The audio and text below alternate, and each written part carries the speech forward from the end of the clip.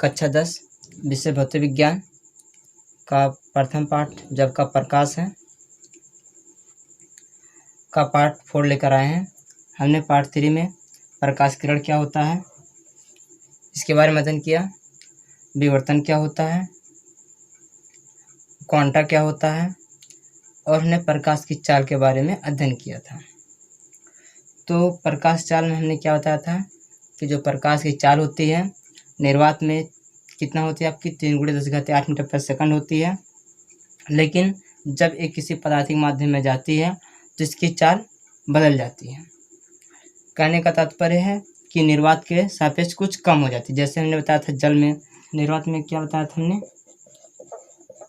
निर्वात में आपका होती है 3 × 10⁸ मीटर प्रति सेकंड। वही हमने जल में क्या बताया था, जल में बताया था 2.5 × 10⁸ मीटर प्रति सेकंड। तो यहाँ पर निर्वात था, लेकिन जल एक क्या पदार्थिक माध्यम है। इसी प्रकार ठोस हुआ, द्रव है तो जल हो गया, गैस हो गया। इसी तरह सभी जितने पदार्थिक माध्यम होते हैं सब में प्रकाश की चाल बदल जाती है। अतः हम कह सकते हैं कि प्रकाश की चाल पदार्थिक माध्यम पर निर्भर करती है।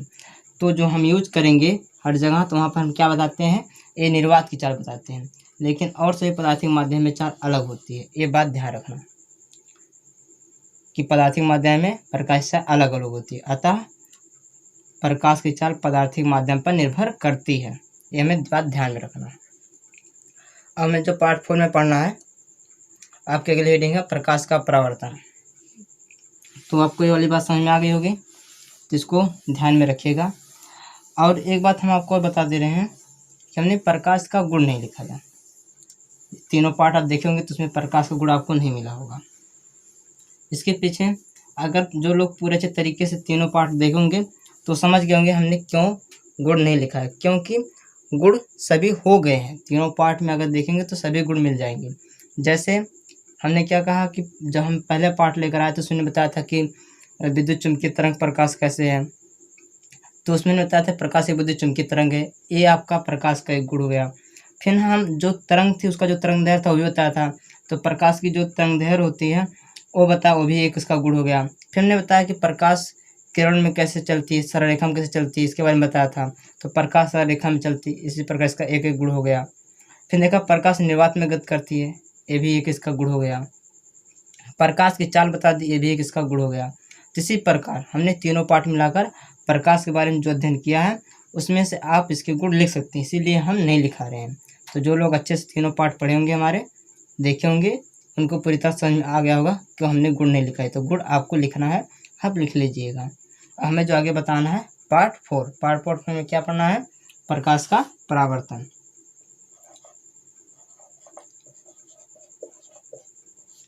प्रकाश का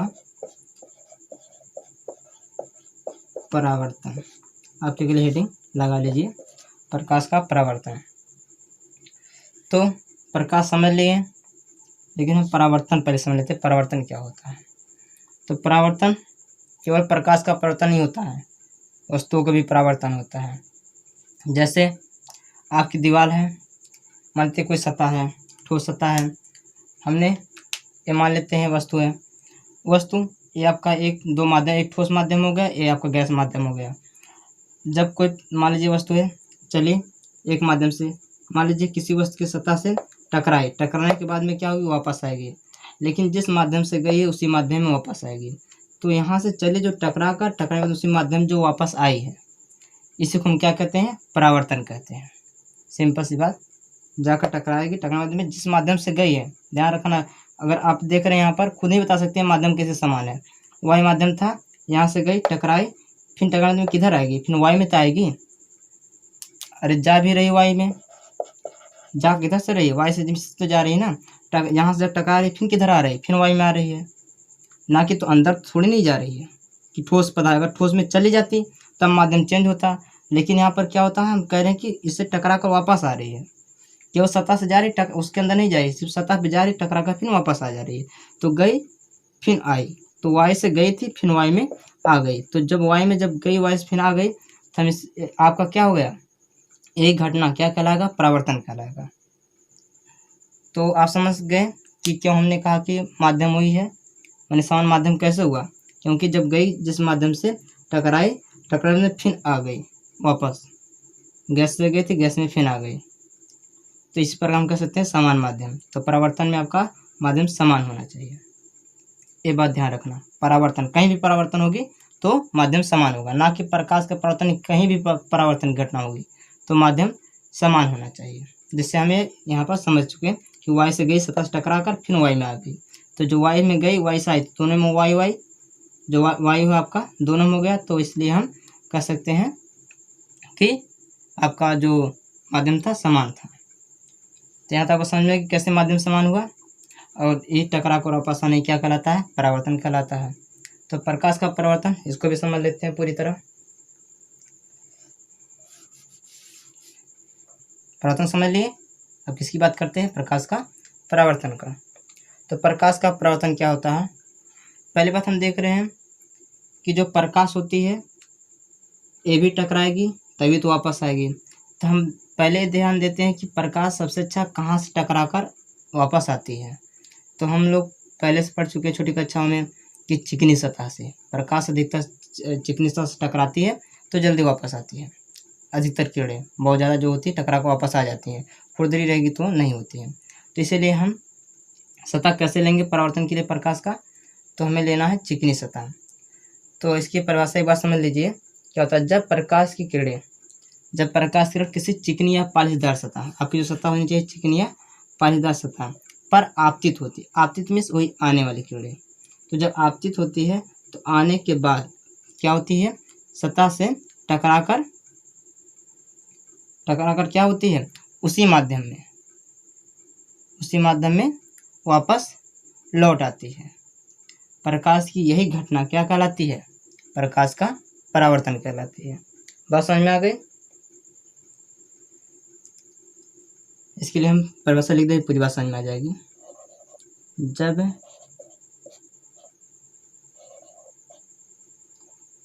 जब प्रकाश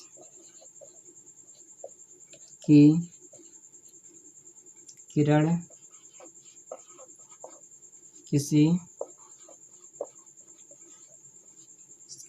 चिकनी, कैसी सतह रहनी चाहिए, चिकनी सतह पर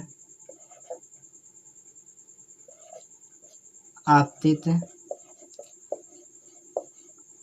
होती है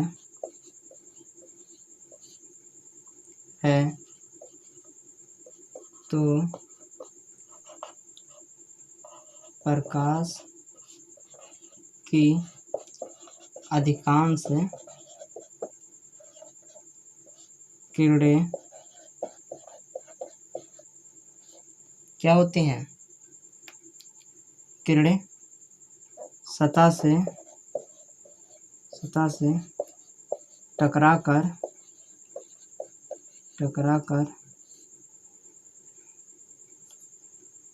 उसी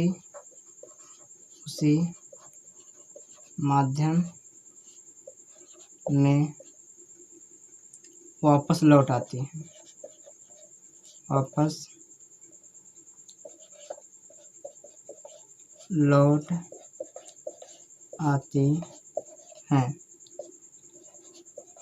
प्रकाश की इस घटना को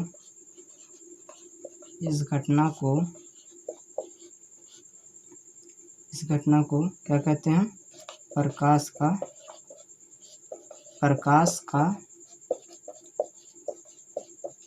परावर्तन कहते हैं। तो हमने क्या लिखा, जब प्रकाश की किरण किसी चिकनी सतह पर आपतित होती है तो प्रकाश की अधिकांश किरणें सतह से टकराकर उसी माध्यम में वापस लौट आती है। तो प्रकाश की इस घटना को प्रकाश का क्या कहते हैं, परावर्तन कहते हैं। यहाँ पर माध्यम उसी माध्यम, ठीक है, ये ध्यान रखना है।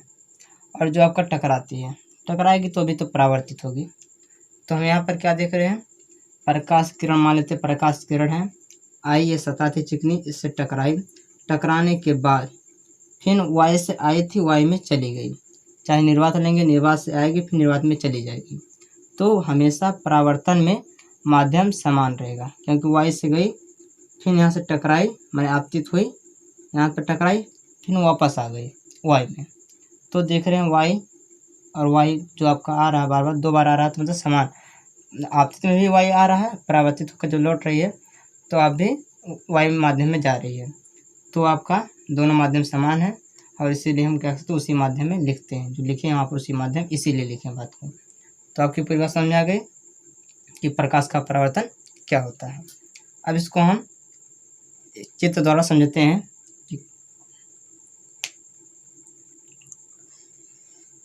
चित्र द्वारा भी इसको समझ लिया जाए। परिभाषा तो हो गई, फिगर से थोड़ा समझ लें।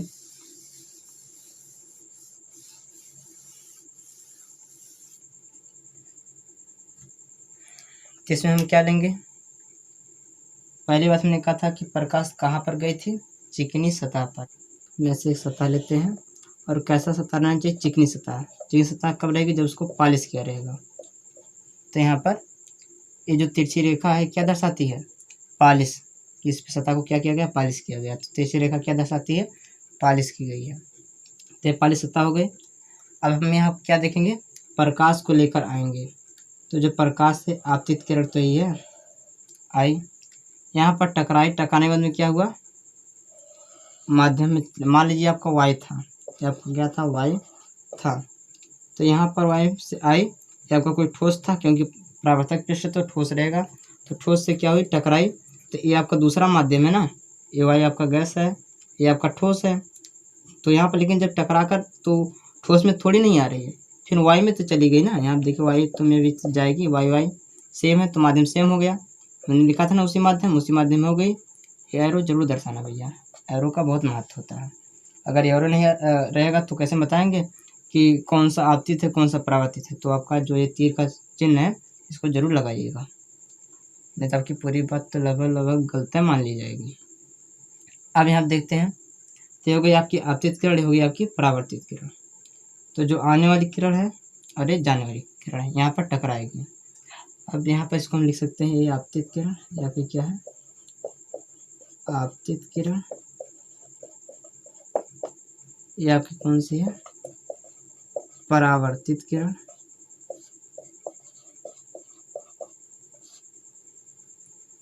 और ये आपकी है, हमने सतह लिया था चिकनी सतह।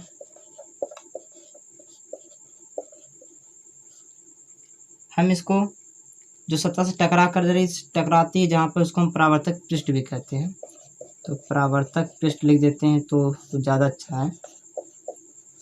चिकनी सतह भी कह सकते हैं, लेकिन परावर्तक पृष्ठ थोड़ा अच्छा है। अब यहाँ पर बात समझ में आ गई, आपतित किरण, परावर्तक पृष्ठ और परावर्तित किरण। अब आती है आपकी वहाँ पर जो इसके बीच में एक जो रेखा होती है जिसे हम क्या कहते हैं, अभिलंब कहते हैं। अब इसके बारे में समझाएंगे, केवल इसको फिगर पहले हम समझा दें। ये आपका क्या अभिलंब है, आपका क्या अभिलंब है, और जो बिंदु है इसको हम कहते हैं आपतन बिंदु। अभी एक को बता रहे हैं, घबराइएगा नहीं, आपतन बिंदु, ठीक है। ये जो कोण है होगा आपतन कोण, और ये जो कोण है इसको कहते हैं परावर्तन कोण,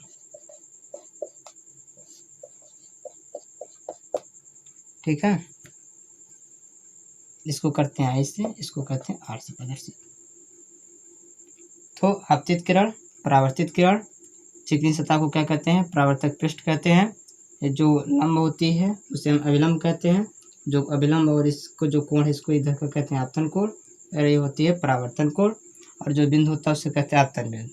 अब हम एक एक को बताएंगे कि आपतित किरण क्या होगी, परावर्तित किरण का, इसकी हम परिभाषा लिखा रहे हैं सबको समझाकर, ठीक है। तो आपकी फिगर समझ में आ गई, ये आपका पूरा परावर्तन का फिगर है प्रकाश का। हालांकि तो यहाँ तक आप बात समझ गए। फिगर भैया थोड़ा ख़राब बना है, इसके लिए मैं तहे दिल से माफ़ी चाहूँगा। अब हम आपको एक एक करके सभी को बताने वाला हूँ कि कैसे आपतित किरण है, कौन सा परावर्तक पृष्ठ है, सबकी परिभाषा में बताने वाले अच्छे तरीके से। इसको हम मिटा रहे हैं, अब एक एक करके हम बताने वाले हैं।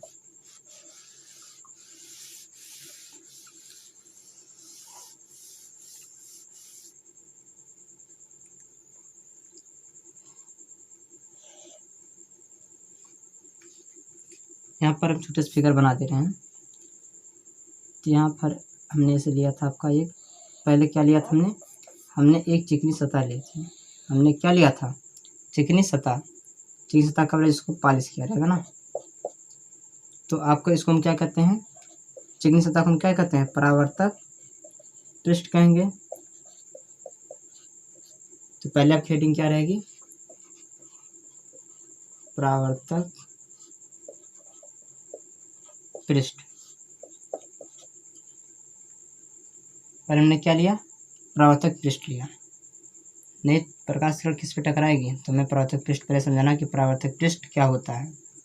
तो हम यहाँ परावर्तक पृष्ठ यह होती है कि आपका प्रकाश की किरण, प्रकाश की जो किरण है, ये परावर्तक पृष्ठ कब कहलाएगी? जब प्रकाश की इस पे आकर टकराएगी तभी तो परावर्तित होगी, और जिससे परावर्तित होगी जिस सतह से, उसे हम क्या कहते हैं? परावर्तक पृष्ठ कहेंगे। जिसकी क्या, जब प्रकाश की किरण जिस चिकनी सतह से टकराती है, टकराने के बाद परावर्तित होती है, उसी जो सतह होती है उसी को हम क्या कहते हैं? परावर्तक पृष्ठ कहते हैं। तो बात समझ में आ गई आपको? तो प्रकाश की किरण जिस सतह से टकराकर परावर्तित होती है, उस सतह को हम क्या कहते हैं? परावर्तक पृष्ठ कहते हैं। सतह कही या तो पृष्ठ कही है, बात एक ही है, तो आपको परावर्तक पृष्ठ कहेंगे। ठीक है, तो हम इसकी परिभाषा देखते हैं।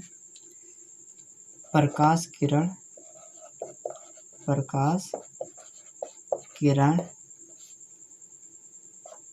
जिस पृष्ठ, सतह ना लिखना, पृष्ठ लिखे थोड़ा अच्छा रहेगा। तो जिस पृष्ठ से टकराकर क्या होती है? परावर्तित होती है, उस, इस प्रकार को अलग कर दे रहे हैं, उस पृष्ठ को क्या कहेंगे? परावर्तक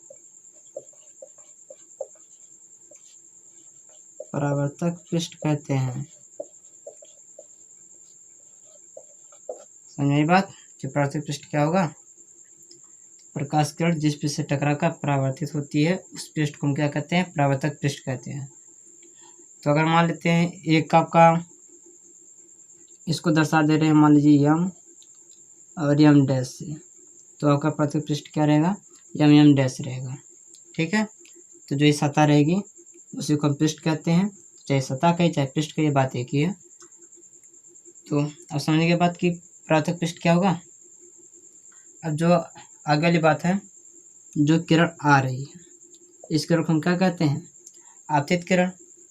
तो अगली हेडिंग हम क्या लगाते हैं? आपतित किरण।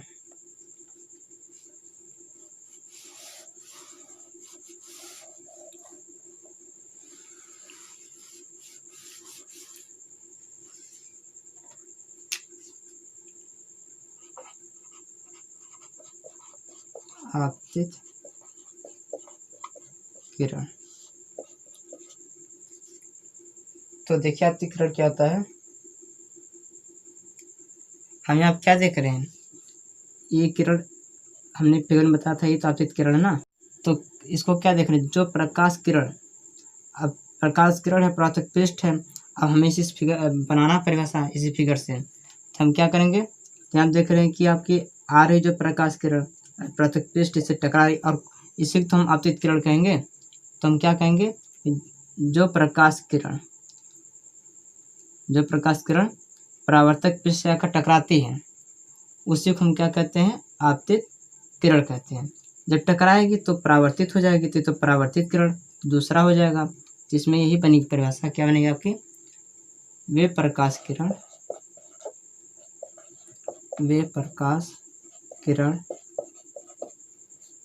जो परावर्तक पृष्ठ से आकर टकराती है, पृष्ठ से टकराती है,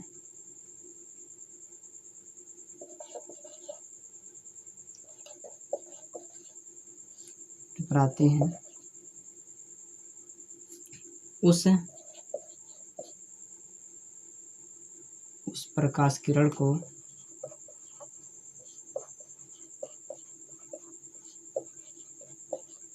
हम क्या कहते हैं? आपतित किरण कहते हैं।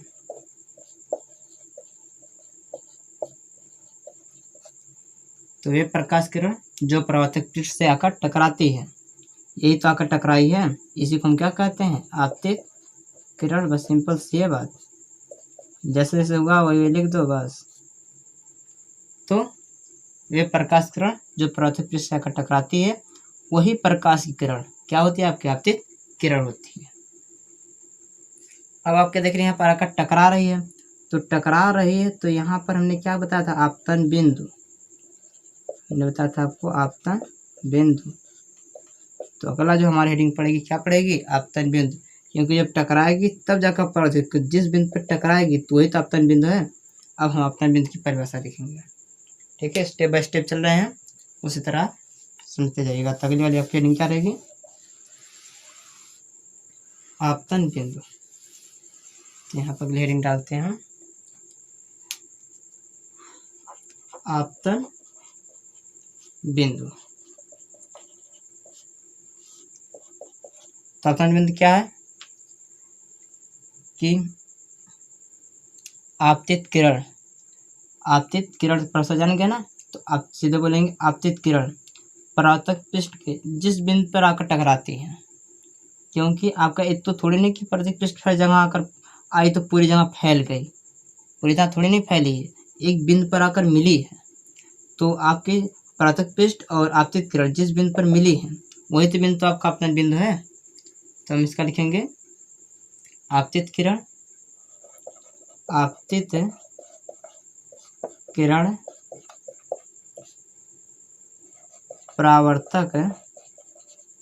परावर्तक पृष्ठ के जिस बिंदु एक ही रहेगा, तो जिस बिंदु पर आकर टकराती है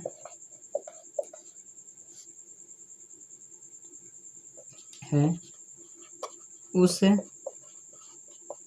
बिंदु को क्या कहते हैं? आपतन बिंदु कहते हैं।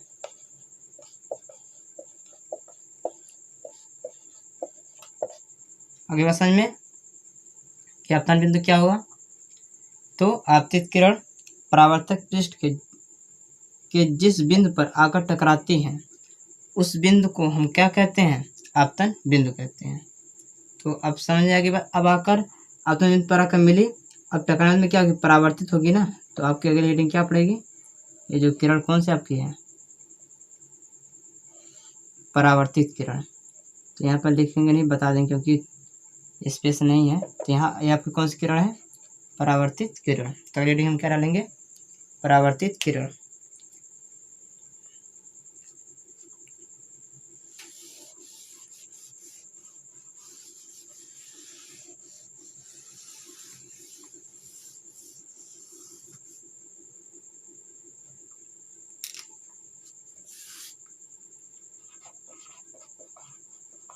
परावर्तित किरण। ठीक है, तो देखते हैं परावर्तित किरण क्या होता है। अब देखिए यहाँ पर प्रकाश किरण ये आ रही है, इसको हम लेना नहीं है, ये वाला हमें बताना परावर्तित किरण के बारे में। तो यहाँ पर क्या देख रहे हैं कि जब ये टकरा कर जो किरण जा रही है, ना कि आने वाली, जो जा रही है वही तो परावर्तित किरण ना। तो जो परावर्तक पृष्ठ से टकरा कर उसी माध्यम क्या था? जिस माध्यम में उसी माध्यम में जाने वाली जो किरण होगी वही आपकी क्या होती है? परावर्तित किरण होती है।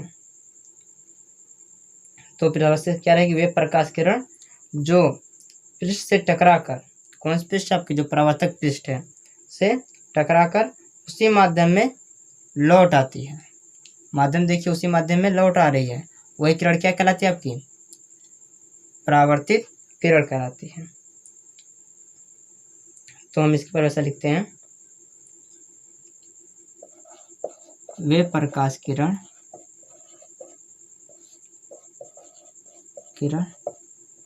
जो परावर्तक पृष्ठ से क्या हो रही है? परावर्तक पृष्ठ से टकराकर, तो यहाँ पर टकराई थी, तो यही वाली आकर टकराई थी, तो यहाँ पर क्या परावर्तक पृष्ठ टकरा चुकी है। अब यहाँ से क्या हो रही है? जो आपकी लौट रही है। तो ये प्रकाश किरण जो परावर्तक है, जो परावर्तक पृष्ठ से टकराकर उसी माध्यम में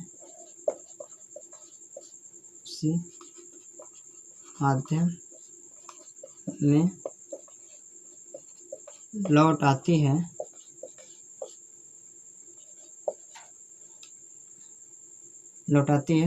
उस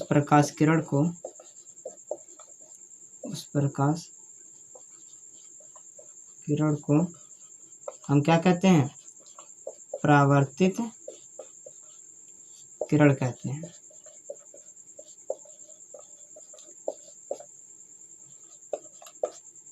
ठीक है, यहाँ तो बात समझ में आ गई परावर्तित किरण क्या होता है। तो परावर्तित पृष्ठ से टकराकर वापस आने वाली किरण कोई क्या कहते हैं? हम परावर्तित किरण कहते हैं। देखिए यहाँ से टकरा चुकी थी, उसके बाद में उसी माध्यम, जिस माध्यम से आई थी उसी माध्यम में लौट गई, और वही वाली किरण क्या आपकी है? परावर्तित किरण है। अब यहाँ पर बात समझ में आ गई परावर्तित किरण क्या होता है। अब हमें पढ़ना क्या है? इतनी तो घटना, प्रकाश आई गई, जिस तरह से टकराई, इतनी बात हो गई। लेकिन अब जो हम अलग से एक इस फिगर में करने वाले हो, आपका होता अभिलंब। बता रहे हैं आपका अभिलंब। तो अभिलंब कैसी होती है आपकी? यहाँ पर रीडिंग हम पहले डाल लेते हैं अभिलंब। ये आपका तो हो गया परावर्तित किरण, रीडिंग आपकी क्या है? अभिलंब।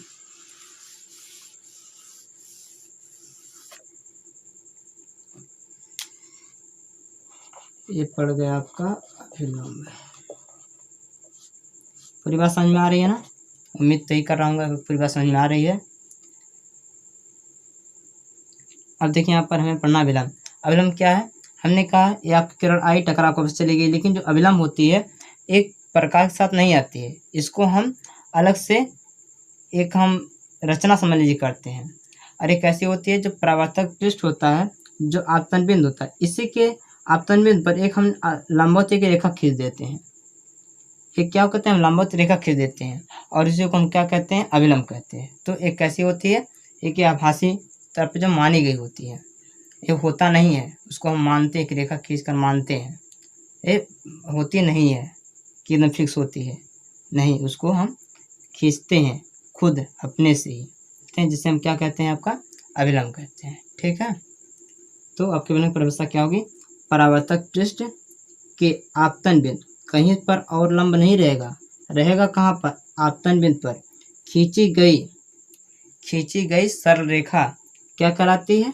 अभिलंब कहलाती है। सरल में सीधी रेखा ना, इसीलिए उसको हम सरल रेखा कह रहे हैं। तो आपका क्या इसका हो जाएगा परिभाषा? परावर्तक पृष्ठ हो गई। परावर्तक पृष्ठ के कौन सा बिंदु होना चाहिए? आपतन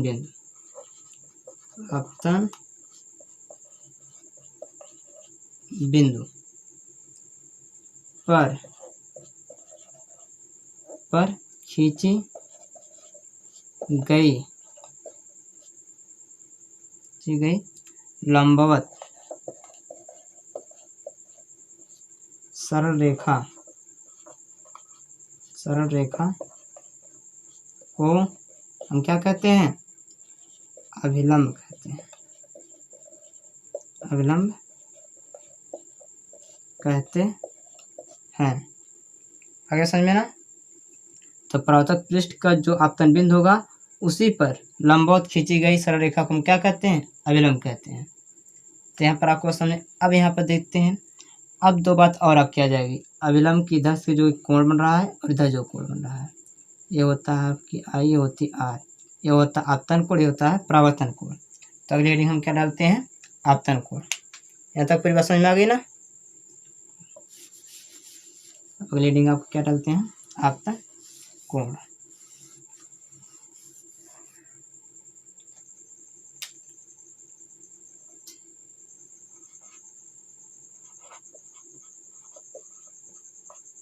आपतन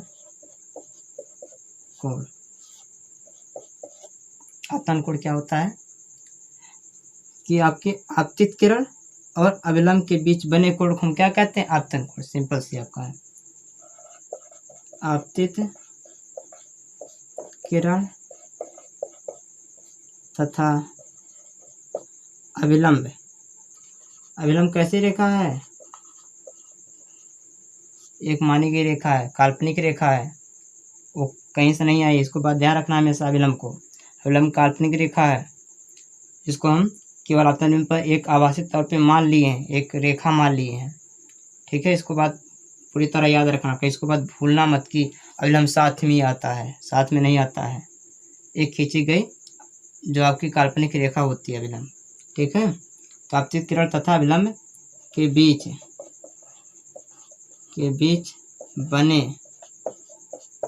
बने कोण को क्या कहते हैं? आपतन कोण। ठीक है, आपतन कोण कहते हैं। पूरी बात समझ में आ गई ना कि आपतन कोण क्या होता है? आपतित किरण तथा अभिलंब के बीच बने कोण को हम क्या कहते हैं? आपतन कोण कहते हैं। अब अगली वाला आपका क्या है? परावर्तन कोण। तो हेडिंग आपकी क्या पड़ेगी? परावर्तन कोण। हाँ, इससे किससे प्रदर्शित करते हैं? इसे आई से प्रदर्शित करते हैं। ठीक है,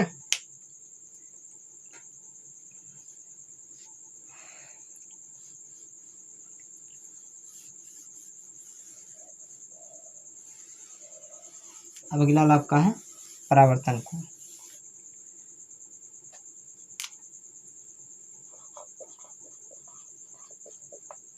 परावर्तन कोण। तो परावर्तन कोण क्या होता है कि परावर्तित किरण तथा अभिलंब के बीच बने कोण को हम क्या कहते हैं? परावर्तन कोण कहते हैं। तो लिख देते हैं परावर्तित तथा परावर्तित किरण तथा अभिलंब के बीच बने कोण को हम क्या कहते हैं? परावर्तन कोण कहते हैं। ठीक है,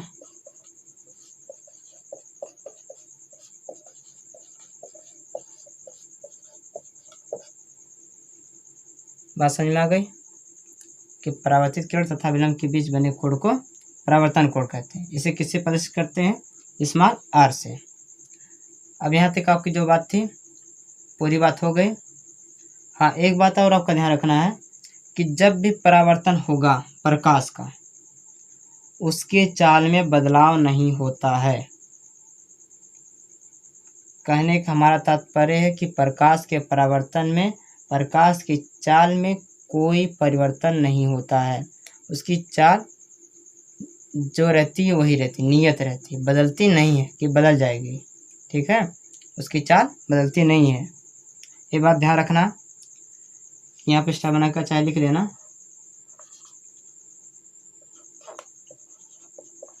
प्रकाश के परावर्तन में प्रकाश की चाल क्या होती है? प्रकाश की चाल नियत होती है या नियत रहती है, बदलती नहीं है, अपरिवर्तित रहती है। ठीक है, उसकी चाल नहीं बदलेगी। ये बात बहुत ज़रूरी याद रखना, ठीक है। ये किसमें होता है? परावर्तन में प्रकाश की चाल नहीं बदलती, इसको ध्यान रखना। और प्रकाश के परावर्तन में माध्यम क्या होता है? समान होता है। ये दो बातें याद रखना बस। परावर्तन में ही दो बहुत मुख्य बातें हैं।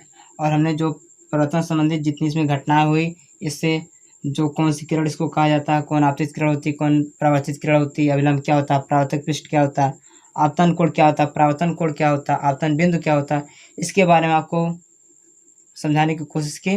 उम्मीद करता हूँ आपको समझ में आ गया होगा। तो हम अब आपके जो प्रकाश का परावर्तन का जो नियम है, अगले पार्ट 5 में इसके बारे में आपको अध्ययन कराएंगे। किसके बारे में? जो आपका नियम है, किसका? परावर्तन का नियम, ठीक है। तो इसको आपको अगले पार्ट का इंतज़ार करना है, पार्ट नंबर 5। तो पार्ट 4 में आपको इतनी बातें हम आपको समझा दिए हैं। अब आपको इसका पूरी तरह से नोट बना लेना है अच्छी तरीके से।